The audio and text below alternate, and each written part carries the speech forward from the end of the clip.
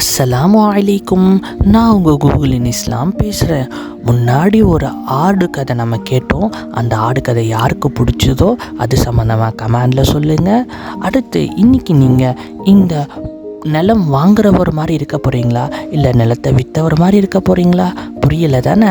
வாங்க ஸ்டோரிக்குள்ளே போகலாம். முன்னொரு காலத்தில் 2 மனிதர்கள் இருந்தாங்க.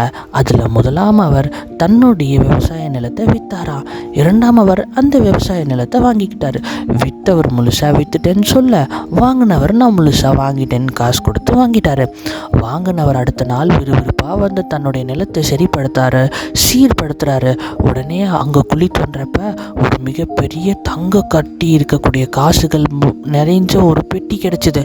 உடனே அதை எடுத்துக்கிட்டு குடுன்னு அவர் என்ன பண்ணார், நேராக போய் யார்கிட்ட அந்த நிலத்தை வாங்கினாரோ அவர்கிட்ட போயிட்டு கதவை தட்டி, என்னங்க இது உங்களோடது தானே அப்படின்னு கொடுக்க, அவர் என்ன சொன்னார், இல்லை நான் உங்கள்கிட்ட விற்கிறப்பயே இந்த நிலத்தையும் இந்த நிலத்தில் இருக்கக்கூடிய அத்தனை பொருட்களையும் சேர்த்தி தான் விற்றேன்னு சொல்ல, இவர் என்ன சொல்கிறாரு, இல்லை நான் உங்கள்கிட்ட நிலத்தை மட்டும்தான் வாங்கினேன் அப்படின்னு சொல்ல, உடனே 2 பேர்களுக்கும் மத்தியில் இது என்னோட பெட்டி இல்லை, இது உன்னோட தங்க பெட்டி இல்லைன்னு சொல்லி வாக்குவாதமாகுது.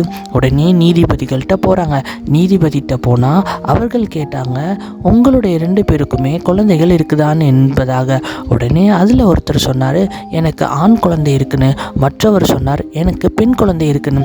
உடனே நீதிபதி சொன்னார், 2 பேருக்கும் நிக்கா செய்து வச்சு இந்த காசை அவர்களுக்கு நீங்கள் கொடுத்துருங்க அப்படின்னு சொன்னாங்க.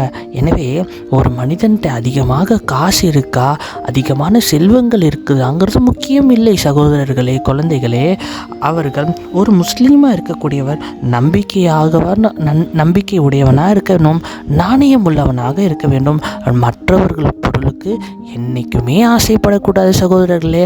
ஆக இந்த கதையில் வர மாதிரி நீங்கள் பொருள் வாங்கினவர் மாதிரி இருந்தீங்களா, இல்லை பொருள் விற்றவர் மாதிரி இருந்தீங்களா அப்படின்னு சொல்லிட்டு அழகான முறையில் ஒரு கமெண்ட் செஞ்சுட்டு லைக் செஞ்சுட்டு அடுத்து இன்னும் அதிகமான இஸ்லாமிக் ஸ்டோரிஸ் கேட்க சப்ஸ்கிரைபும் பண்ணிக்கோங்க. அஸ்ஸலாமு அலைக்கும். அடுத்த ஸ்டோரியில் பார்க்கலாம்.